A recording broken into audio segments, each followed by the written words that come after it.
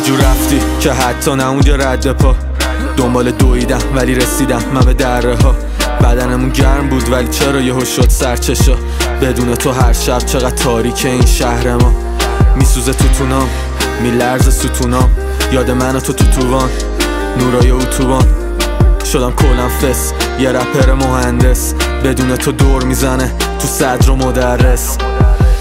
بذار جای منونو، گاییدی رابطمونو، همه چیا رو تموم اصلا برو همونی که نمیدونه قدر تو، همونی که میکنه خودک تو. میگفتم بیا حلش کنی، میگفتی همه چی دست تو نیست، بعدش تو این وسط بس تلفن رو قطعش کنی.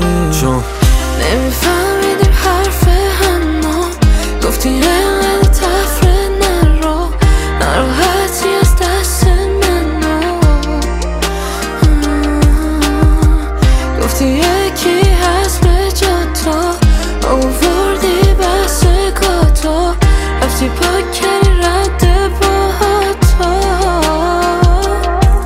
اگه بیرون آکی بود رسید دعواش تو خونه، هر روز فرق داشت خب مودش. اگه امروز غروب شه رابطه فرداش طلوع، هنو حرفاش تو رومه. فهمیدم من 9 تا حرفش فقط 10 تاش دروغه. بهش گفتم عشقمون تو تلس، عزیزم زود نترس، فکر کردم مال منه دختره پول پرست. نه اون دنبال سیبیل ریچه، تو بنتلی میشینه پیشش، منم اینجا لای ماتیکا، هر کی میاد فیتیل پیچه.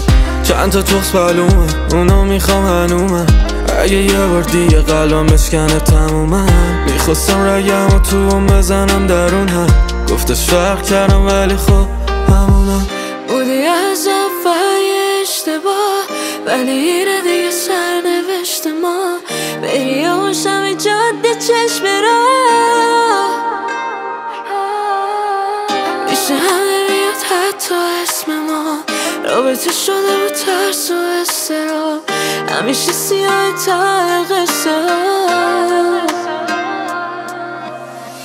نمیفهمیدیم حرف همو، گفتی اینقدر تفره نرو، ناراحتی از دست منو،